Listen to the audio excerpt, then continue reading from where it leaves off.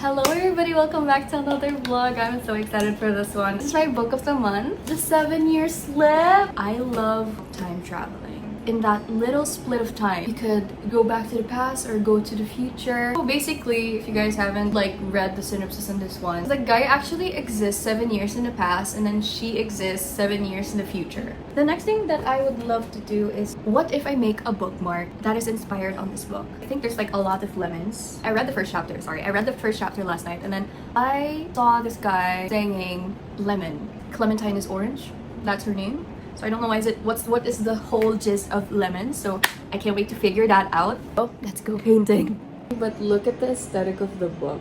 It's all yellows, lemons, New York, an artist. That's why I feel like I'm gonna be relating on this book so much. I think it's nice to paint this one instead. It's so cute. Oh, what if maybe after I read the book, I'm just gonna write my thoughts on the back. Could have a memory, how did this book made me feel, and I could go back into it like an old friend with my artwork on it and my thoughts on the back about the book. Okay, we're gonna be doing that for the rest of my life. I think this is the best way to really maximize my art making while reading my book. Thank you, Jesus, for that. Of course, knowing me, I always match the mood with my music whenever I read. So I made a playlist for that. I think that fits on the book that I'm reading right now. It's called The 7-Year Slip. I always make a playlist for everything to go back into and feel again the same thing. I love what she said in here. She said, I loved how a book, a story, a set of words in a sentence, organized in the exact right order, made you miss places you've never visited and people you've never met. That is so true. I think you guys have felt that also, especially to the readers out there. Every time you end the story, you miss the places and the people that's in that book and the way it made you feel. So that's why books are really magical. I think that's one of the good ideas with books. It's not just to learn, but more of it shows us how to look and put ourselves into another person's shoes and see how that turns out. I hope we could do that also in our lives, we could have a synopsis and an overall overview. But I think that's the beauty of life, I guess. It's an open book. We don't know what could happen next, which makes it so exciting and daunting at the same time. She was actually nudged now by this guy, I think, from the apartment. And Labyrinth played. Now I wish to have my own New York apartment where I could just open a door. I'm gonna meet a guy. I'm waiting for a guy to magically happen to be in front of me. I don't know, there's something about dating that it's not really worth it at this point for some reason because of the kind of men that we have in this generation right now. So I was I mean, that was a dream. Clementine was living the dream for now for me. Okay, I don't know if it's the coincidence. 7 years ago, she just graduated as an art history student. Maybe this magical time is really perfect for her to foresee what she really wanted in the first place. And I don't think it's about going way up to this corporate ladder with Strauss and Adler. I mean, she said multiple times that she loved her job in publishing, but at the same time, there's something missing. I think this moment was really perfect for her to go back to what she really loves. And that's so beautiful. This book see right through me. What? This is a joke about me? He asked, have you always wanted to work in book publishing? She answered, no, but I like where I am now. He said, somehow I feel like you're selling yourself a little short. It's not that I'm selling myself short. It's we are torn between life. Being happy, I mean, who wouldn't want to be happy? You want to be happy, but at the same time, we need to be secure. And sometimes that doesn't come hand in hand. You cannot have both at the same time. So I hope I get to the point where I get to have both of them. Where I could be happy and at the same time enjoying the kind of work that I don't need to go into fight or flight mode. Okay, I like this part. He was trying to figure out her favorite color. Clementine was about to tell her favorite color. But the thing is, he wants to guess her favorite color. He said I'm not much to know. There's not much to know about her because she's pretty boring. That is so me-coded. I have fun on my own. I have my own freedom that I really enjoy. And I think what I do is pretty boring for others. So I tell myself that I'm pretty boring. There's not much to know about me. I do things really repetitively. It's not boring for us, but it might bore you. To save you for boredom, I'm just gonna tell that I'm boring. because I don't want to bore you with the things that I love to do on my own time. Like, I am not interesting enough to be known. I always tell that to myself when it comes to like meeting new people. That's why I always revert the conversation to another person. Let himself like talk more than myself, because I have not much thing to say. It would be nice for people to like what he did here, the things that I want to say.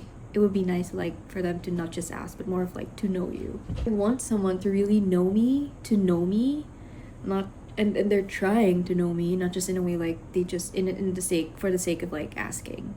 This is too much. This is too much. You know what's the weirdest thing about reading a book? Is to always try to reenact it on your own. Like, you are the person that's talking to, so you make like gestures and all that stuff. Yeah, we have really active imaginations because of that, but I love a guy who can cook. You know, it's my dream. It's my dream to have someone that really good at cooking, because I love to eat. And I think it's like when someone's cooking in the kitchen, it's like a show. So I always love watching my aunts and my family cooking in the kitchen, because it's like a show. Everyone's around, everyone's moving, chopping here, chopping there, while searing something, boiling something in the stove while they're talking. You know, it's like watching MasterChef, right? Kaya's here. Kaya's here. Say hi, Kaya. Hi, pretty girl. Making tiramisu. Ta-da!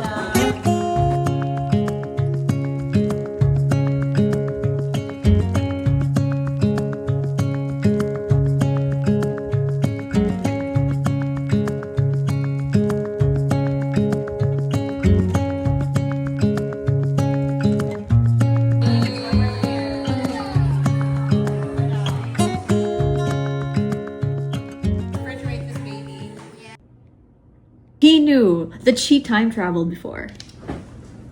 A little longer for me? It was a little longer for him because he waited for 7 years. So 7 freaking years. To be an observant. Like, dude, it's a superpower to have like an observation skills when you're sad, if you're happy, or if there's something great happening in your life. Like, sense that right away. Thank you for the discernment. I'm gonna be finishing the last chapter of this book, and I'm gonna give my thoughts maybe today or tomorrow, because I need to put everything. I wrote some notes inside my note app and put everything about my thoughts all throughout the book. And if you open this book, there's a lot of notes also, which this actually came into my life really perfect, like on a perfect timing at this point of my life. Anyway, I made myself toast for my late night work sesh. It's just regular sourdough bread with brie cheese and sunny side up egg, drizzled in honey, and fig jam on the side. It's like a really good metaphor. Even though we hold ourselves, our past selves, for too long and drag them into the future, we actually cancel out the essence of growth. Your friends from high school is not your friends anymore. Your hobbies from your teenage years is not your hobby anymore. And sometimes the world moves on, and so do you. You cannot be stuck on a certain time in order for you to get a grasp for it. You know, simply grow up. And that's inevitable. You can't stop that. It's really scary. It really is scary. But we have to think about the great things ahead. What has been done is already done. We have to take off the load that has been keeping us stuck on a certain place and give ourselves a room to grow. And I think that's really beautiful in this book. It's not just a regular romance book. It is a romance book, but at the same time, you know, like the idea of it, of growing up, the fear of change, and the fear of growth, the fear that whatever we had before is not something that we're going to be having at the present. And it is really scary. August slipped away in the moment of time. From the song August, she said, August slipped away in a moment of time. And it's like the same thing here, which is because the last time that it happened, I mean the last moment from the present Clementine and the past Iwan. Iwan is Iwan holding her wrist, and then it just slips away because he needs to go. And it was their last time seeing each other. So much love for this ghost of mine. Her old self is already a ghost of her, but it has always been a part of her. She wouldn't be the person that she is now if it wasn't for the girl before. Oh, hindi pa pala ito yung last chapter. Evening comes with a fading summer light. Twilight air.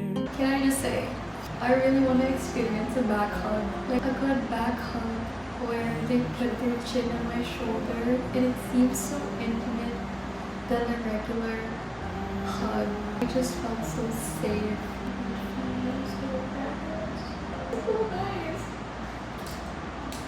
Please, I'm crying so bad. This is not okay.